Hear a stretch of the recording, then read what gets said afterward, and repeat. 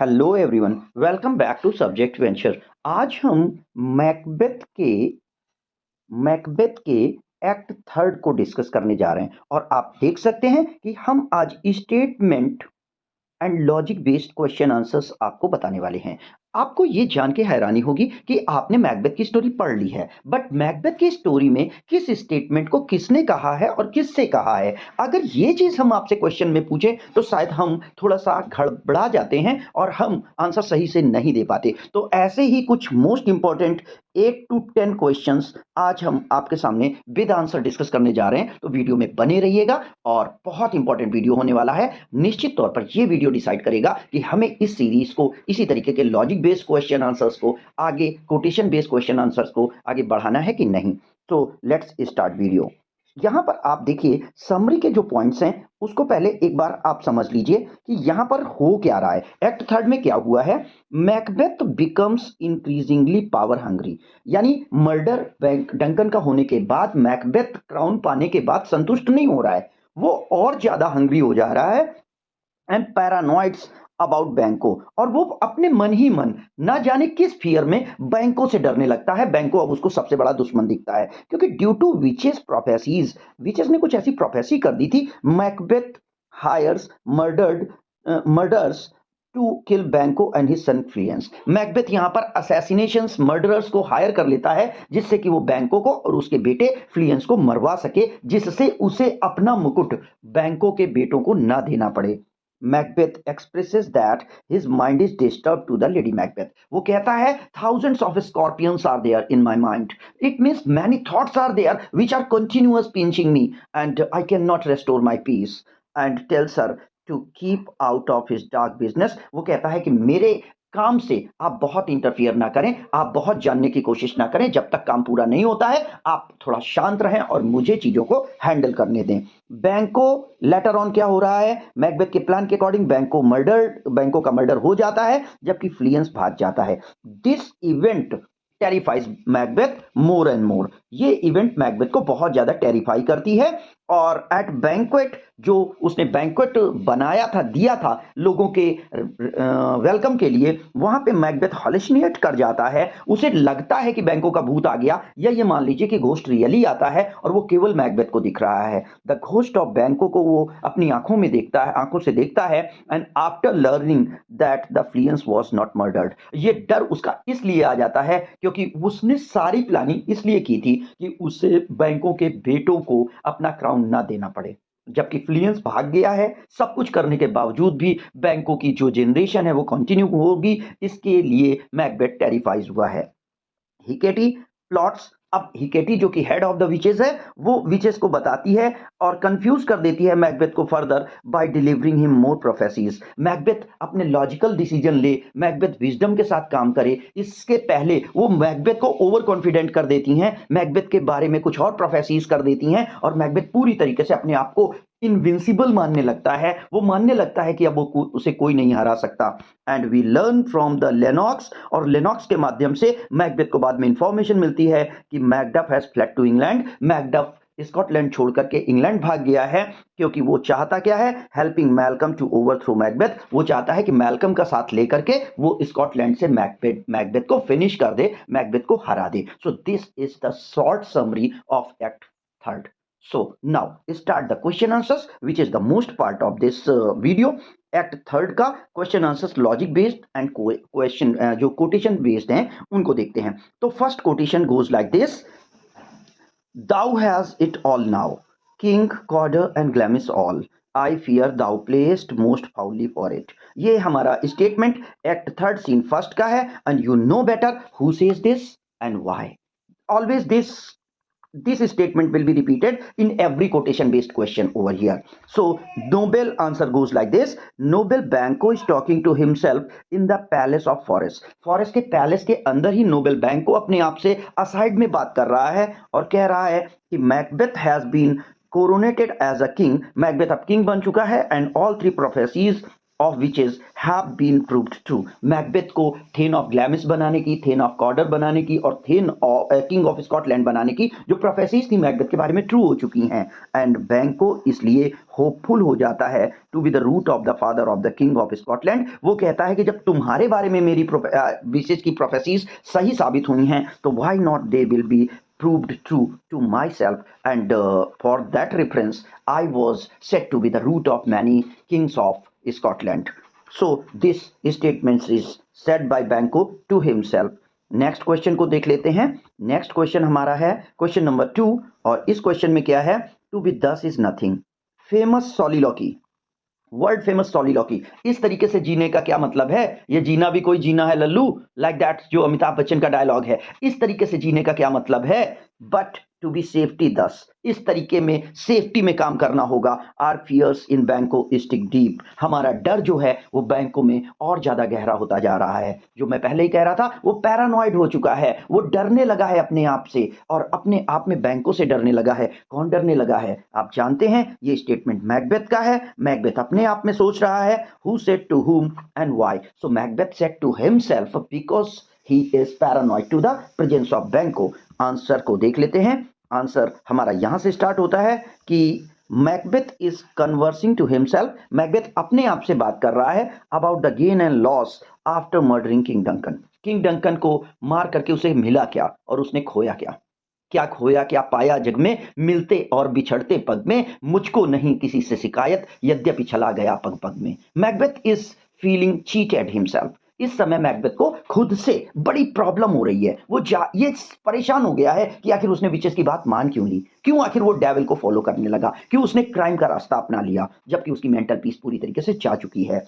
He is dissatisfied with his present state, वो अपने वर्तमान कंडीशन से बिल्कुल भी सेटिस्फाइड नहीं है। He has lost his mental peace, मन की शांति जिसे कि वो लाइफ का ज्वेल कहता है वो चली गई है। एंड पाथ ऑफ राइटियसनेस, जो वो गॉड को फॉलो करने वाला गॉड फियरिंग पर्सन था, अब वो एक डेविल को फॉलो करने वाला बंदा बन चुका है। तो इस बात के लिए मैकबेथ क्राई कर रहा है, अपने आप में रिग्रेट कर रहा है कि मैं क्या करूं, इस स्थिति इस जिंदगी के लिए मैंने डंकन को नहीं मारा था, मैं अब बिल्कुल भी सेटिस्फाइड नहीं हूं। चढ़ते हैं अगले कोट्स की तरफ। ये कोट हमारा है, यहां पर आप देखें, upon my head they have placed a fruitless crown. यह इसी स्पीच का अगला पार्ट है, यहां पे भी बड़ी फेमस लाइनें उसने कही हैं। And put barren is captured in my grip, यहां पर ये जो दे वर्ड है विच इसके लिए आया हुआ है और फ्रूटलेस क्राउन जो है क्राउन ऑफ स्कॉटलैंड है। एंड बारन इज कैप्चर्ड है क्योंकि आफ्टर मैकबेथ ये बात कही गई थी कि ये जो क्राउन है वो बैंकों के बेटों में चला जाएगा।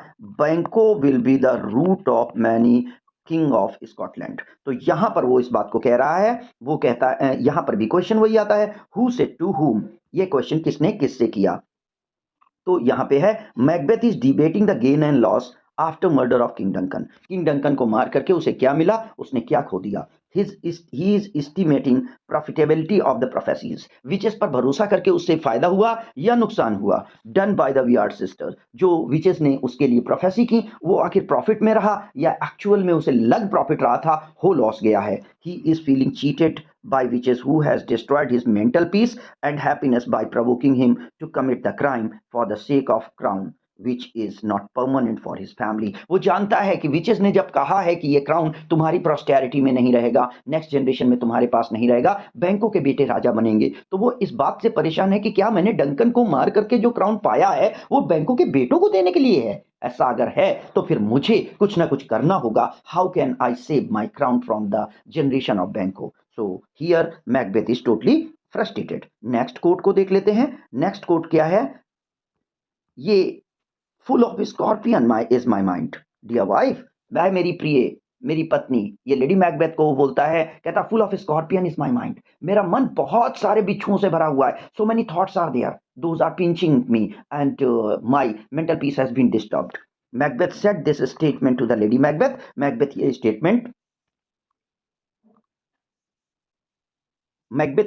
स्टेटमेंट लेडी मैकबेथ से कहता है when she questions him for making himself alone and separated. Actually lady Macbeth question कर देती है मैकबेथ से कि आखिर आप अपने आप को अलग क्यों रख रहे हैं, why not you just informing me each and everything, what is hidden to my knowledge, आप क्या प्लान कर रहे हैं, आप क्या सोच रहे हैं, क्यों आप अपने आप को अलग रख रहे हैं? तो वो कहता है कि मेरे मैटर पे आप डिस्टर्बेंस ना करें, मेरे माइंड में बहुत सारे थॉट हैं। She says that many complexities are there in his mind. वो कहता है बहुत सारे ऐसे पेचीदे मामले हैं जिनमें तुम कुछ नहीं कर सकती और तुम कुछ कर भी नहीं पाओगी, तो इसलिए आप शांत रहो, do not interfere in this. Because कहीं ना कहीं वो इस बात के लिए भी रिग्रेट कर रहा है कि लेडी मैकबेथ ने अगर उसे प्रवोक न किया होता, इंस्टिगेट न किया होता, तो शायद उसने डंकन के मर्डर का जो प्लान था वो ड्रॉप डाउन कर दिया होता, उसे उसने रिजेक्ट कर दिया होता।